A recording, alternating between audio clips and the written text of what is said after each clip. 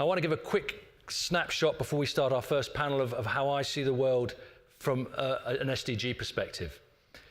Each year, the UN hold their high-level political forum in New York. And as part of the event, countries are invited to attend and present what is called a Voluntary National Review, a VNR. This year, 46 countries attended in New York in July to present their VNRs, including Singapore. You heard me right, 46 countries attended on a voluntary basis to discuss the progress they're making on the SDGs. That's on the top of the 43 who attended in 2017, the 22 in 2016, and the 51 who were already signed up to attend in 2019, including, I'm delighted to say, my home country, the UK.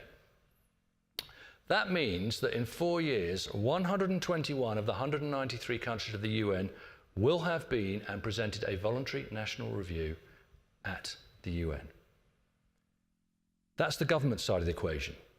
All the time I get asked, is business really getting engaged? Is business really on the transformation agenda? My observation would be there is some momentum. It's growing fast on the subject of sustainability. But I think it's fair to say that businesses are not so aware of the global work goals or how to use them to develop a long-term integrated SDG strategy, which would lead towards this transformation agenda we're talking about. That's why I chose to change my career and start to teach exactly that at business school. To me, it's pretty obvious.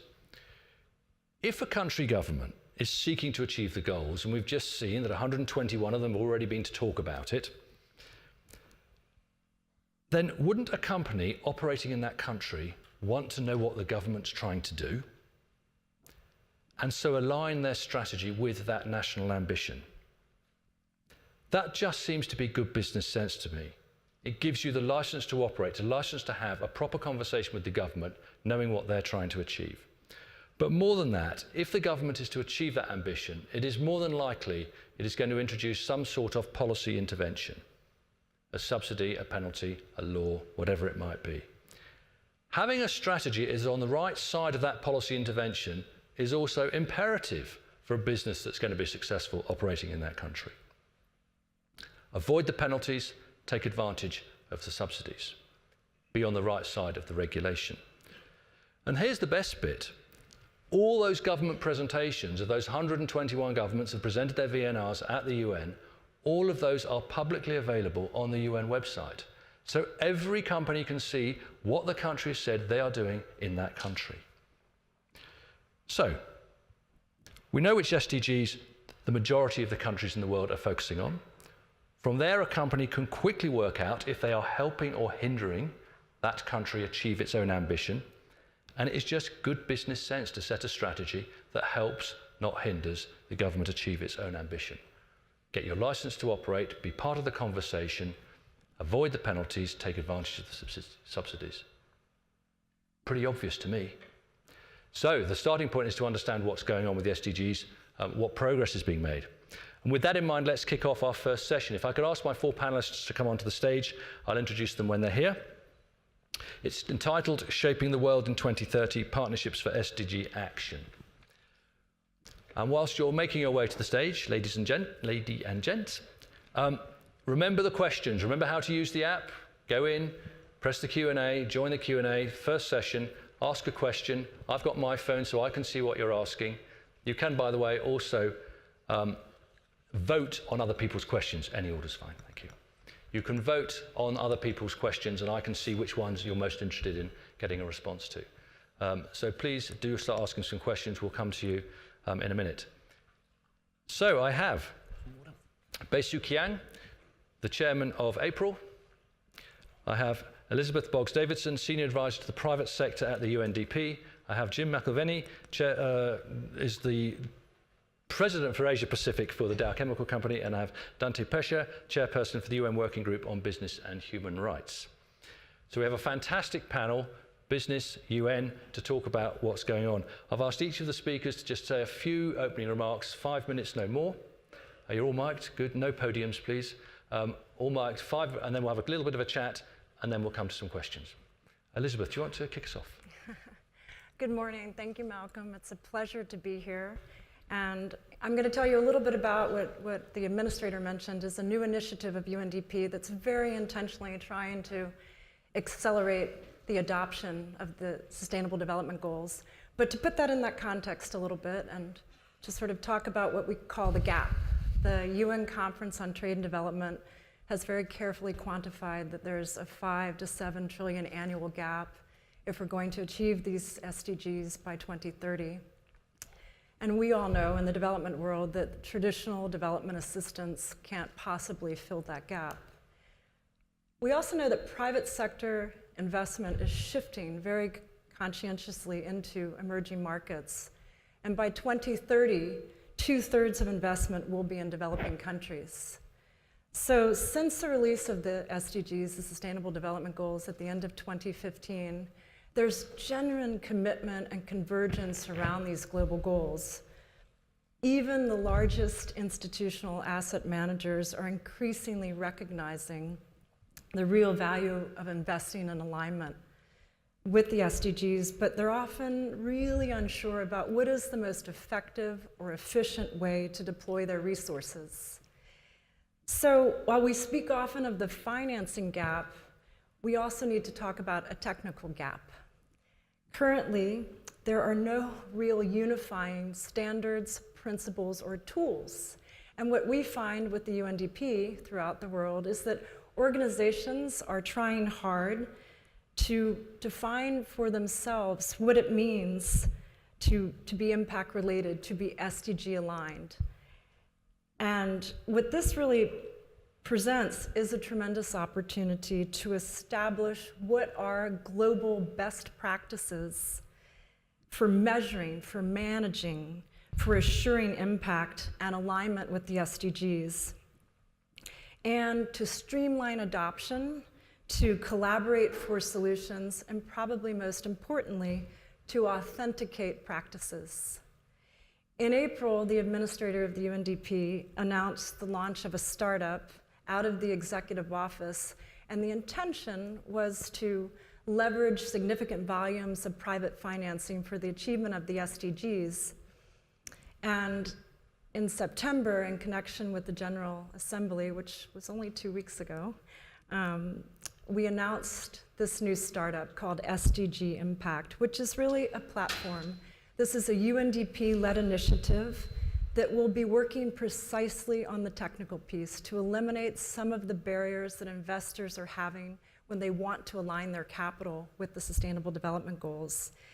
So through this initiative, we're really trying to focus on the technical gap because we think that might really increase the adoption and fill the financing gap.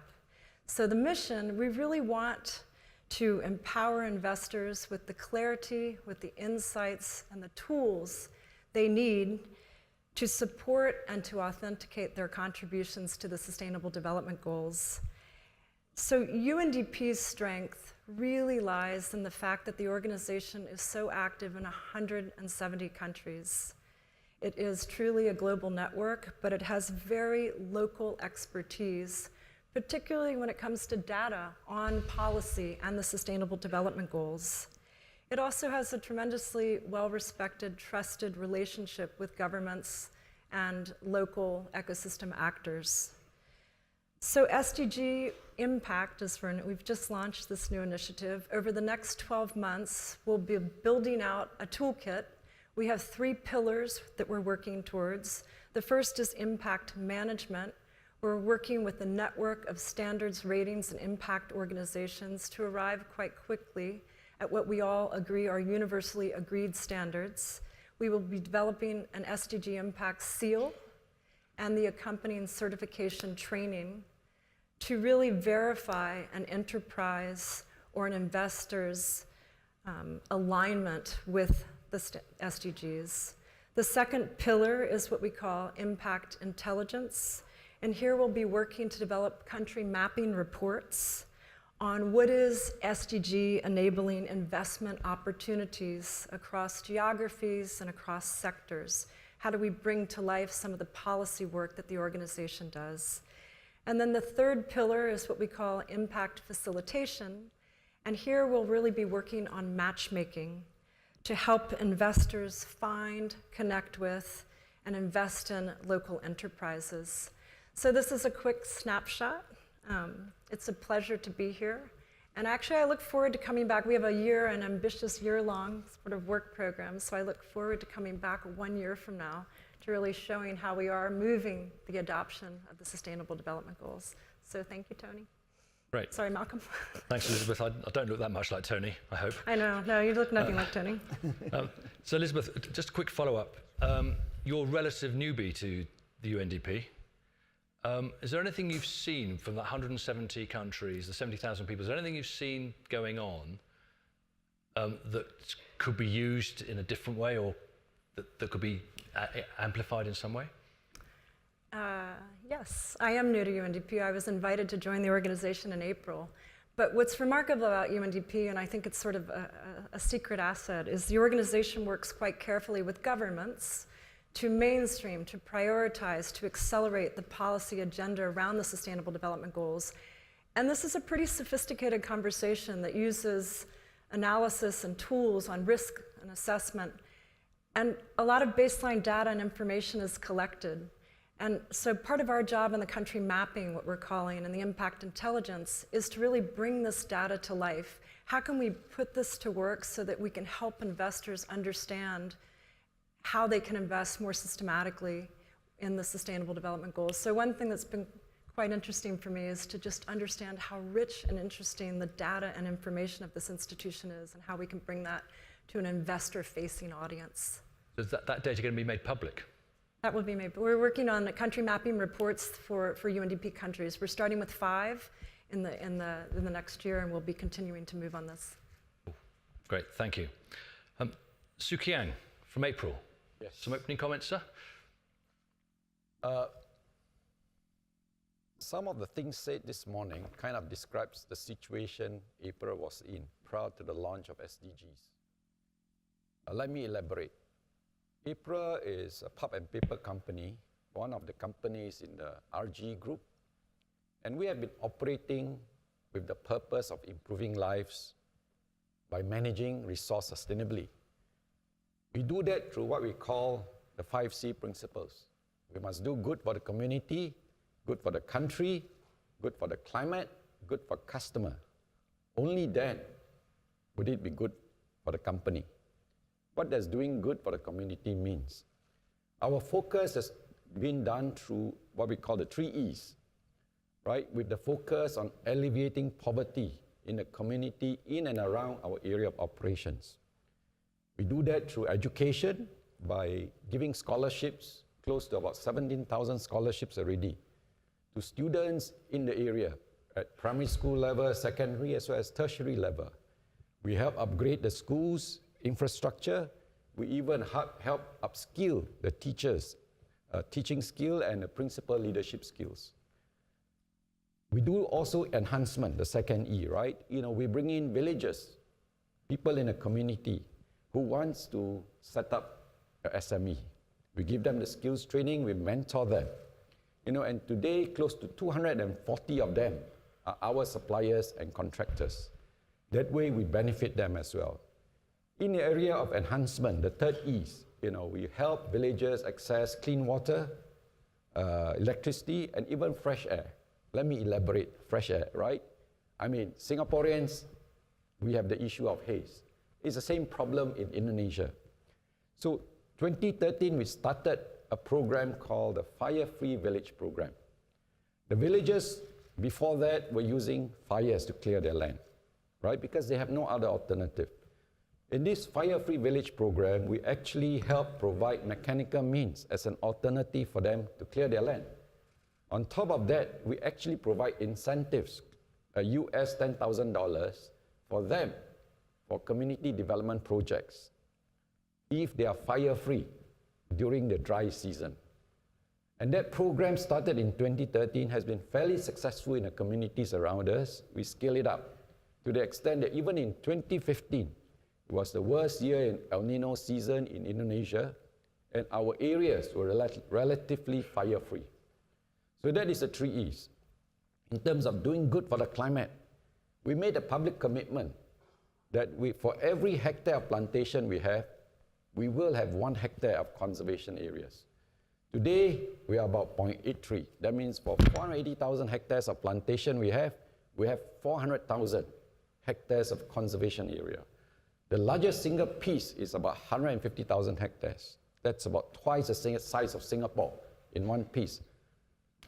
And we have committed US $100 million for the conservation and restoration activities, because we cannot go through the ups and downs of business cycle in terms of conservation activities. The third C's, the third C, doing good for the company. For us as a company, we do as much as possible to recycle waste. Close to 95% of our chemicals are reused for the production of pulp. And close to 80% of our waste are used for power production. But there are two shortcomings with our 5 C's and 3 E's, right? One is that, are we really meeting the needs of the community at the local level? We were not sure of that because there wasn't a common language with the local government. The second shortcoming was that in terms of reporting impact, again, there is no common knowledge, common language for us to define the data and what impact do we really want. So with the launch of SDG in 2015, it gave us a golden opportunity to try and rectify these shortcomings. We understand UNDP Indonesia was actually working with Tanato Foundation to localize SDGs. So we reached out to them and started talking to them on how we can actually realign our 5C priorities along the SDG priorities that the local government has come up with. Right? That way, we can be assured that we are investing our money in the right place. And even in terms of reporting, we are now working with UNDP Indonesia as well as PwC, having done the work on prioritizing the right SDGs for us in the next couple of years to help guide our investment. We now have to define, which are the areas that we need to work on and how can we collect the data to measure, to set up the baseline in the first place, and then measure the improvements that goes along the way. SDG is a global concept. But at the end, if you want to achieve the goals, the intervention has to happen on the ground level, at the village level. And that's where we are also working with UNDP Indonesia on a project to really model how do we really work with the villagers to meet the needs of the villagers as well as to improve and accelerate the achievements towards the SDG goals. So that's the progress we are making. We hope by early next year we'll be able to complete the cycle. And going forward, we are talking with UNDP Indonesia, to explore the setting up of an SDG Academy so that other provinces, other local governments can be brought to be taught by UNDP Indonesia, and even other companies be brought in for us to share ideas of how we are doing it so that we can together, working as a team, accelerate towards the SDG goals in 2030. Thank you. That's really, really interesting. And when you say you're setting up this academy, that will allow competitors, others in the supply chain to all join that same academy. Absolutely. For us, this is a global problem. If it's not good we have to do it as an industry, whether we are competitors or not, because we face the same problem. And am I right in saying the Fire-Free Village Alliance has now been joined by other yes. Pulp and paper companies? So from a Fire-Free Village program, we expanded on encouragement by the government to form an alliance, to bring in other companies to help share best practices. We cannot teach them, but we can share our experience and our practices because ultimately everything depends on community relations. And we don't have any experience in other areas. So the Fire-Free Alliance, comprising many companies as well as IDH and the NGO, to help scale up such practices in Indonesia. Okay, so we've talked about collaboration. Really interesting to see collaborating not only with your supply chain and with government, but with your competitors also. Very interesting. We're going to come back to some more questions on that in a minute. Jim, can I come to you next? Jim from Dow Chemicals. Thank you very much, Malcolm, and it's a delight to be back at the Responsible Business Forum. It's been a few years, and as I was preparing for this morning's presentation, I actually looked back at some of Dow's history around sustainability, and it was about 20 years ago that we put our first sustainability goals together. So I went back and had a look at them, just to see what they look like, and they were a good set of goals, but I looked at them and I realized they were all very internally focused. They were all about doing less bad. They were about reducing our environmental footprint. They were good things to work on, but I looked at them about 10 years ago and the goals 10 years ago, and they were better. And it was about 3 or 4 years ago that we put our latest group of sustainability goals, and they're much better. And we're still very focused on doing less bad, but the goals are much more driven to doing more good. And actually defining more good is much harder than doing less bad, because less bad, you just need to understand your environmental footprint and drive it, down. But it's really the philosophy. And as I look at our product development and our projects that the company's working on, again, about 10 years ago, a lot of the projects were good projects. A lot of them had sustainability influences to them. I looked at one that was about meat packaging. We developed a packaging for meat that would allow the lifespan to be 2 to 3 weeks rather than 2 to 3 days. It's an important project. 20% of the world's food that we produce goes to waste because we never get to consume it. But the packaging itself had 11 layers to meet the technical needs to make it last 2 or 3 weeks. It's not recyclable. And the difference in thinking today is, as we look at everything we're doing, it's through a lens of sustainability. It's not a solution unless it's a sustainable solution. I have to be able to recycle the packaging. It puts a lot of pressure on us, a lot of challenges to us, because I've got to meet the technical need and I've got to be able to recycle it and reuse it. To us, it's exciting. It's an exciting time to be, and Dow today makes 30,000 products. 10,000 of them are less than 3 years old. We're in a pace of innovation that we've never seen before. We're very proud to be working on a lot of sustainable solutions, and I'd say everything today we look at is through the lens of sustainability, and if it isn't, I don't think we'll survive. People want to work on it, and today we're working on projects on wind power, on photovoltaics, on concentrated solar. I visited with some of the energy storage devices last week, companies in China, and we have 17 products going into batteries. And we know we have to get to a low emission carbon. And the speed of development now is just unbelievable, the pace that the market requires. And again, if I look back 10 years, it often took us 2 to 3 years to develop a product. Now we're trying to do it in 2 to 3 months.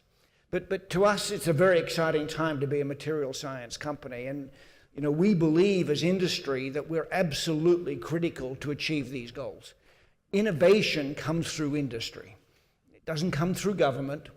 Government puts policy together, but innovation, bringing new products to market, comes through industry. And we're absolutely critical we believe, to achieve the UNDP goals. Thanks, Jim.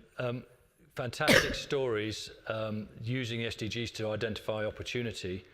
At the end of the day, you're a chemical company. It will be those who just have the perception that chemical companies, while trying to do less bad, have a history. How do you deal with that when you're trying to communicate with your key stakeholders? It comes up. It's an issue. It's probably even more than chemical companies. It's probably industry in general. And often I say to people, do you view as industry as the problem or the solution? And most people sort of go, the problem.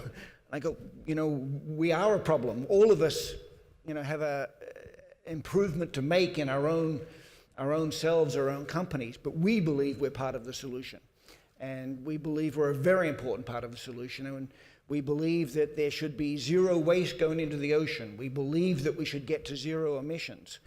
And you can judge us on history, but we'd like to talk to you about what we're doing now and what we can do to collaborate to go forward. And we want to work with more partners. We want to be more open. We want to drive these changes. And so we tend to work with those who want to work with us and go forward.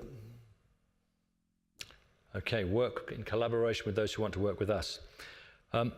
Dante, a few opening comments? Yes. Well, thank you very much for the invitation. It's my second time in Singapore, but the first time in this forum.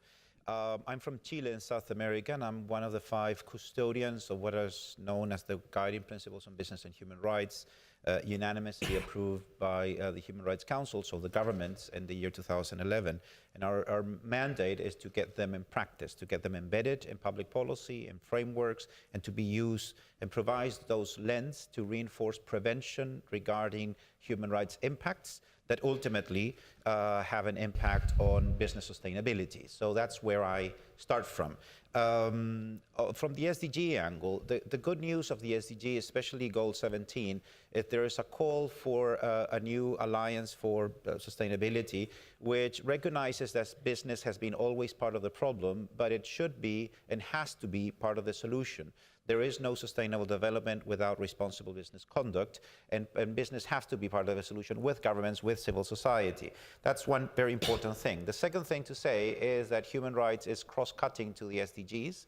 More than 90% of the goals and targets are linked to the fulfillment or the respect of rights. Therefore, it can be very easily said that it's overall a human rights agenda because it's about respecting rights, realizing rights, and empowering people, which is excellent, actually. And on the means of implementation of the SDGs, there's one paragraph that makes a call for business to contribute to the SDGs with the lens of international norms of behavior, and the guiding principles are explicitly cited there. So it's not a cherry-picking goals that fit nicer with my PR strategy, but actually where I have my greatest footprints, my impacts, and how I can contribute first by doing no harm, and then by maximizing positive impact. So that is there. So our working group, of course, we try to make this connection clear in order to push the guiding principles and align them within this greater framework and roadmap, global roadmap that are the SDGs.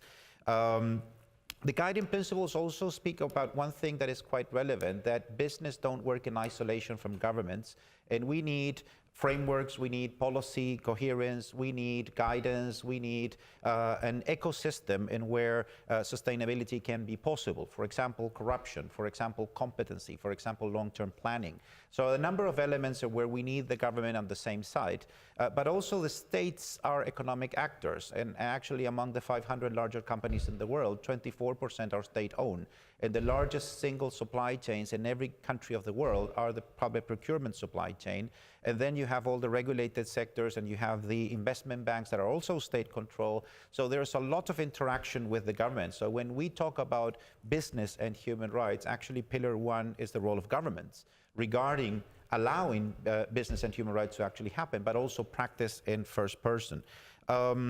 What the connection that we're seeing positive interaction with the goals and targets is that the goals, and specifically many of the targets of the SDGs, are becoming material risks for companies, material risks for investors. And when that happens, they become real and they become tangible.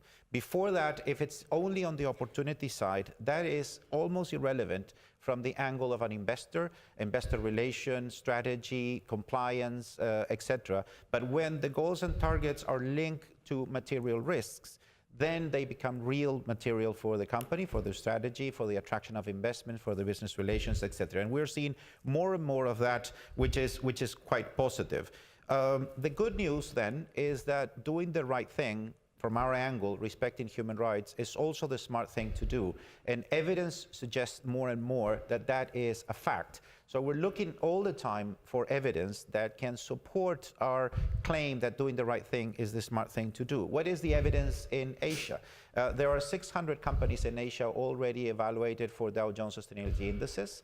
The Dow Jones questionnaire includes 4 mandatory questions on business and human rights: due diligence, outreach, how transparent is the process, integration of the findings into management systems, risk matrix. And out of those 600 companies, 328 have agreed to participate in the evaluation. Therefore, their board have signed up to provide information to the markets, to the investors about their performance, their strategy, their vision regarding business and human rights. So it is already there for more than 300 companies. And out of those 300, 60 Asian companies are already champions in sustainability according to international rankings. And all this information that I'm sharing is in my slides that I prepared for this event that is going to be published and available at the website of the forum. So that's very good. But all of these figures that look good only represent about 2% of the large companies of the world where we have evidence that there is a commitment to sustainability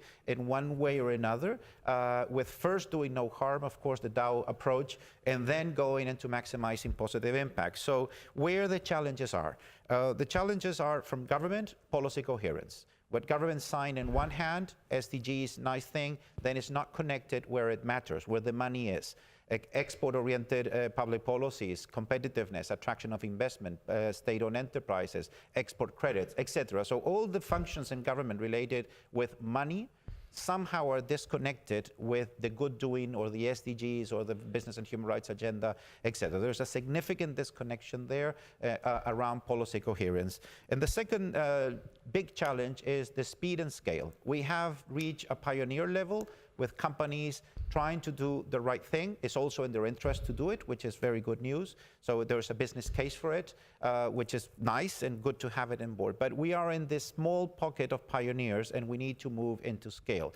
The conclusion regarding the scale is to work, as you well said, in the pre-competitive space. We need to level the playing field. Some industries, like the electronic industry, is doing a really good job on that, working collaboratively, leveling the playing field in the pre-competitive space, working also with the regulators and the governments and civil society to address these root causes of impacts that are common to all of them. So the pre-competitive space, collaboration, and multi-stakeholder approach are the elements that actually show better progress. So finally, our working group organizes regional events in Asia Pacific under the leadership of UNDP and Bangkok are doing a really great job in a race to the top. But what we're doing in Geneva every year, we convene a big event of what works, around what works. And we get about 1,000 business representatives out of 3,000 participants, 130 country delegates.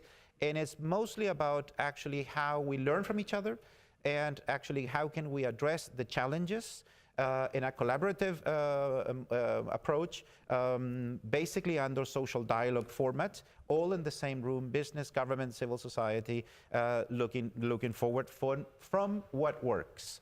And not us trying to bring up a solution, but actually inviting the practitioners who are innovating in reality and at the ground to speak up and to describe their challenges, describe their vision, but actually work together with others in order to capture the most lessons learned, the most innovations, the most cost-effective approaches in order to speed up and scale up, which is ultimately our goal. Thank you. Wow. A lot of food for thought there. My overriding thought is, did the UN miss a trick by not having human rights as its own SDG, as a goal? Well, human rights is a difficult label to put. I'm from Latin America with a long history of conflicts and human rights violations on the political side. So talking about human rights is not an easy conversation. I completely get that.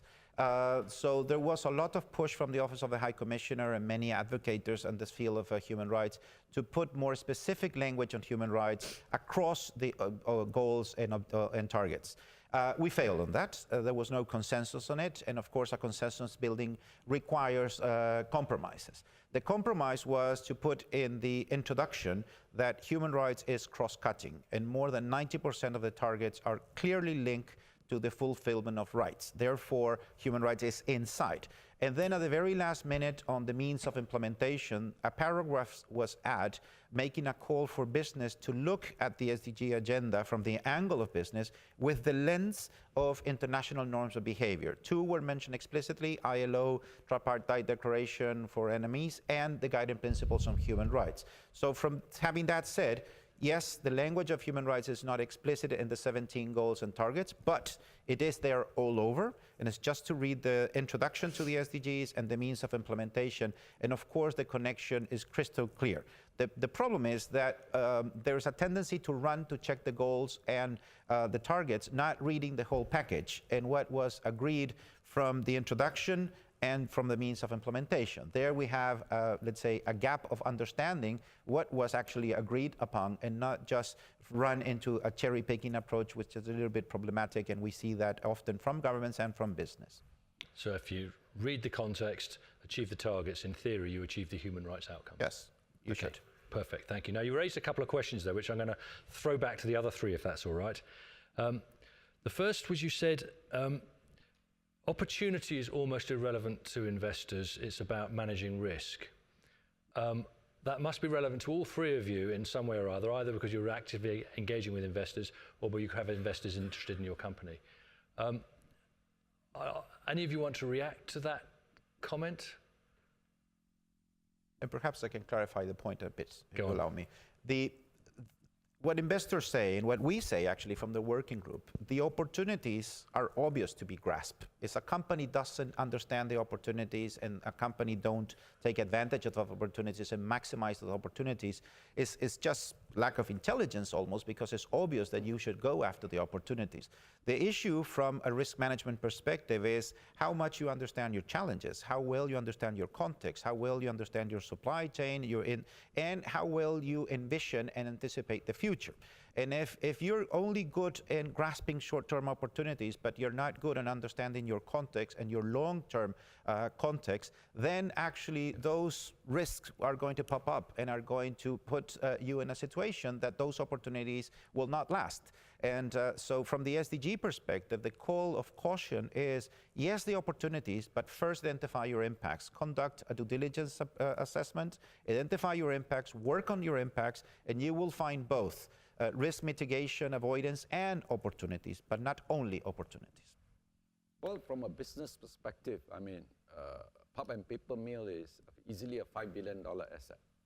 Plantations are there going to be for at least 60 years, right? So business requires long-term stability. And the risk of a long-term stability is, of course, people conflict. And that's why we focus quite a lot on doing good for the community. You know, it's good to just create jobs, but for people who don't work with you, how can they benefit from your presence? If they see a stake in the business, then they'll work with you in the long term. And therefore, doing good in terms of giving them better access to quality education and so on and so forth is a way to mitigate risk. And it creates opportunity for us as well, because you know, if we elevate their level of education, they can be better workers for us in the future. Elizabeth? I think from UNDP's perspective, the risk is the famous impact washing. We find it very important to work together with the standards, the ratings, the development finance, the impact community in a tight network that we've just recently launched and put together with the Impact Management Project to really arrive as an impact community on what we think are the universally agreed standards and the tools that we will use for companies, for disclosures, for investors, for all different asset classes, because it's super important that we get this right and that we don't run the risk of diluting what's so important with the goals and with the targets. So. We could talk about impact washing forever, but we're not going to, but the point is to get the standard to try and stop that. That's right. Mm-hmm. Thank you. Yeah, I think risk is a very important conversation, but you know, in Asia Pacific this year, there's probably going to be 15 million new companies formed. It's probably the same number that are going to fail. And a new company that's formed this year probably has an 80% probability that it won't exist 10 years from now. You know, so business is brutal. You know, those who are good will survive. Those who aren't, the market will take care of them very quickly. And so you have to meet the needs of your customers. And that does not play against sustainability goals. The customers want sustainable solutions today. So in fact, I think the risk is for those companies who don't provide sustainable solutions. And I think it's even more important for the leading companies, companies like yourselves and Dow. The expectations are very high on us. And I recently worked on a very large project. It could be viewed as very risky. And I asked our stakeholders, investors, guys from Wall Street, how do you view this risk? And they said, you're Dow, we expect you to work on the really important, difficult things and do them really well. That's our expectation of you. We don't expect you to work on the average things because we'll value you as an average company. And so you have to embrace the risk and you have to do it really well. And if you don't, you will fail. And are your investors asking as many questions now about how you're exploiting that long-term opportunity as how you're managing your risk, which is where they traditionally would have been putting their focus, I guess? Very much so. I think, again, the investors are very aware that we have to position the risk relative to the conversations this morning on all of the changes that are occurring in the world. The fact that we have to go to low emissions, the fact that we have to take waste out of the ocean, the fact that we have to be more sustainable, and that if we don't manage those risks and we don't participate in that, then I think they're going to view us as probably not a company that they want to be holding stock in 20 years from now. Yep. Because the world will change, and it's going to change very rapidly. As I said, AI is coming, robotics are coming, autonomous cars are coming very, very quickly. And we want to change, and if we don't participate in that, the likelihood is you'll be one of the 15 million failures. Mm-hmm.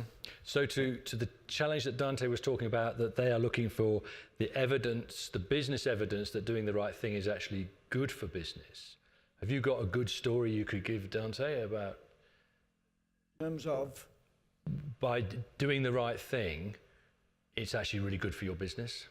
Oh, and many. I mean, I think when you look at our product development today and some of our fastest growing businesses, they're around renewables. You look at renewables now, and I mean, the pace of it is, I was just in Australia yesterday, and you look at the renewable into energy sector, it's just astounding. It's now lower cost to put wind and solar than to put in conventional technologies. And we're very proud that we're participating in that. It's created a huge industry for us. And the fact that we are part of that, has opened up a huge market for us, as well as doing the right thing. Same for April? Well, I mean, one of the good things that we did, is the Fire-Free Village program. Because for many years before that, we were very focused on suppression. And actually when we look at the model, if we focus on prevention, for every dollar you spend on prevention, you can save quite a bit of money on suppression. And that's how we started on this journey, and fire and haze not only affect Singapore, right? I mean, Singapore was talking about PSI of about 400, 500, but in Indonesia, where the haze came from somewhere, our people were affected by the haze, and it was 1,000 over during those days. So by trying to do this, we're actually helping ourselves and helping the people on the ground. So by following that policy of doing the right thing, it actually turned out it was actually good for business as well. Yes, absolutely. And actually, after the haze period, we discover actually the haze actually also affect tree growth because it cuts off sunshine, right? Then the photosynthesis process was affected. So there you are. I'm doing your work for you. Elizabeth, investors, the hardest bunch of the lot.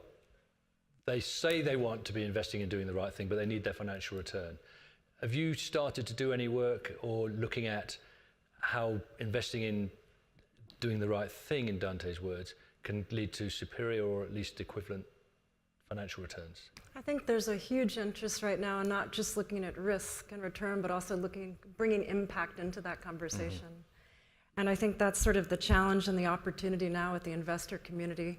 There's been a lot of discussion. There's just a global steering group on impact investing meeting in India this week, and it's really much of the conversation was how do we introduce impact accounting standards into this conversation. So part of the work that we're trying to do with creating this universal toolkit and universally agreed standards is to really start to embed really important conversations around how to measure impact from an accounting kind of outlook. So this is the future. Good luck with that. Yes. Impact investing, one of my favorite topics, and impact measurement. Are either of you two corporates engaged in thinking about empirically measuring impact of your products or services?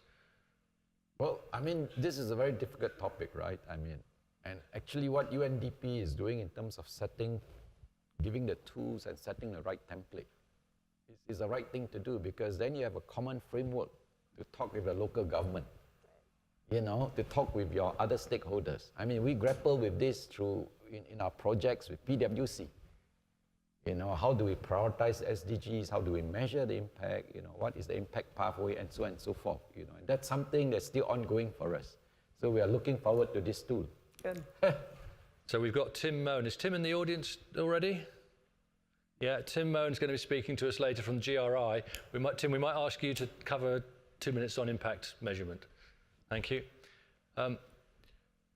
Dow starting to empirically measure impact yet, or is it too early days? No, we're thinking about it, right? And trying to get the right metrics. You know, we know the impact is important, and we can measure some of the things in the impact, but are you measuring it holistically? And it's the holistic look that matters. You know, what's the overall impact on society, not just through the environment, about employment, about social change. It's really the holistic view that I think is the harder one to put together. Yeah. And balanced. And the balance of it. And that's probably, again, the change in the thinking. We used to think more specifically. Now it's really much more holistic look at the world. Perfect. Yeah. Dante, I want to pick up on something you were talking about. You talked about this need for pre-competition and pre-competitive space. In my world, I quite often hear words like antitrust, anti-competitive, as an excuse, in my view, for businesses not to get involved, which comes back to something to do with some of the policy coherence you talked about. Yes. How do you react to that? That has, well, of course, that was a concern in the pre-competitive space, and avoid collusion and other type of illegal activities.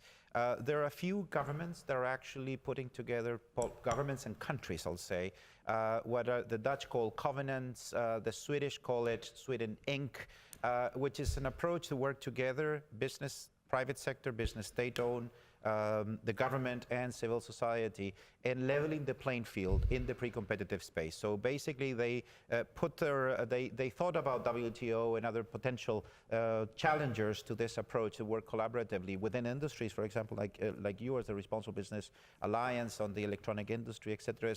So basically, the point is leveling the playing field towards international norms of behavior that has been already agreed is pre-competitive. So we're getting everyone on board to a minimum that has been already agreed, but is still aspirational. For example, rule of law. So what laws? The one that already exists. So after we reach that level and beyond that level, it's the room for competition. Before that minimum level, which has been placed in and clarified in norms of behavior, we need to collaborate, and is the space to collaborate. That has not been challenged at all at WTO. Actually, we're going to have a speaker in our forum in November, the General Director of WTO, General Secretary. So this pre-competitive space is out of question, is good, is welcome, and is what we need to actually speed up and scale up, to go into big numbers, and is the space for collaboration. Later on is the space, or after that, the space for competition. Thank you. Right, we could talk for hours and hours, but we are against the clock. So I'm going to ask you one final question, if I may. Short and sharp, if we can, and it picks up on something Dante was saying, but Dante, you're going to answer it as well. We need to deliver change at scale. That's what we've talked about. Have you each got a good example of where you have or you've seen change being taken from incremental to being scaled up across the whole platform with the whole organization? Well, I mean, our Fire-Free Village program is an example. We started on a small scale, and then we expanded it to other companies, and it's scaled up on that basis. And are you doing the same thing with your education program as well? Correct. And we hope that working with UNDP Indonesia, we can scale up this model where local government work together with companies, you know, to really focus on accelerating the SDGs. Perfect. You know, in our estimation, I think the Principles for Responsible Investing put out a report this fall, and they said that $1.3 trillion is sort of impact-related dollars. Not that we entirely know what that means, but my feeling is if we could move from impact into SDG-enabled in a way that we all agree universally is really SDG-enabled investing, that it's a huge sea change, that we could really move capital flows in alignment with these sustainable development goals in a way that the community of impact and ratings and standards really agrees on. And I think that's a tremendous contribution to see capital align that way. I think scale is important and scalability. And so if I look back in time, often Dow would work on something like recycling plastics. And what we're doing now is much more of it's not enough. We have to do it at a scale. And so we do it with the other partners. We have to obey antitrust rules, but we're bringing the other participants in, NGOs, government. And so in places like Indonesia, Thailand, we have partnerships, multi-partnerships to try to reduce 70% of the plastic waste going into the environment.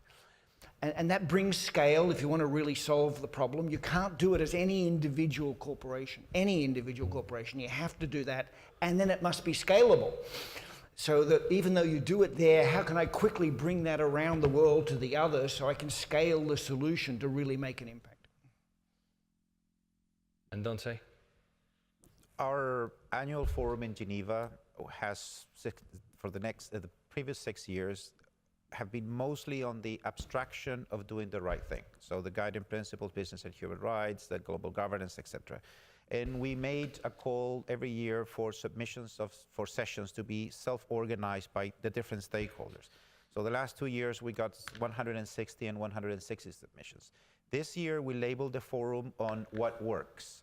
Implementation of the guiding principles, yes, but in the global context of the SDGs, the global goals, and what works. We got 350 submissions, which is a huge explosion of submissions. The largest track by far, with about 80 submissions, are from the financial sector, the analysts, the ranking, the risk managers, the asset managers, the pension funds, and it was so overwhelming that we actually add a 4th day to the forum, just the Investors' Day, to basically make a call for a coalition of all the world around investors to make a big push in the level playing field logic and then the competition logic. So when we are making a call for bringing in the practitioners and to accelerate and to praise the innovation and to put the innovators together to share with each other in this pre-competitive logic, then we actually got a lot of traction and a lot of attention. So I can only look at the future with a positive perspective, despite having the glass half full part still relatively empty, but we have a prospect in the future that we're going to be filling this glass faster and faster as we get in the same room all the innovators and all the people that have, for the right reasons, the ambition to be there and to be part of a solution. At the end, in our view, is about leadership, and leadership is about just get started and just do it, and then as we progress incrementally, we will get into more speed and more scale. Fantastic, and I hope, Elizabeth, you're going to be at his Extra Days workshop. It's organized by PRI, by the way, and the Sustainable Stock Exchanges Initiative, the Investors' Day. Look at that, I'm matching making as we go. Thank you very much, panel. We could have talked for hours, but thank you very much indeed. Yeah.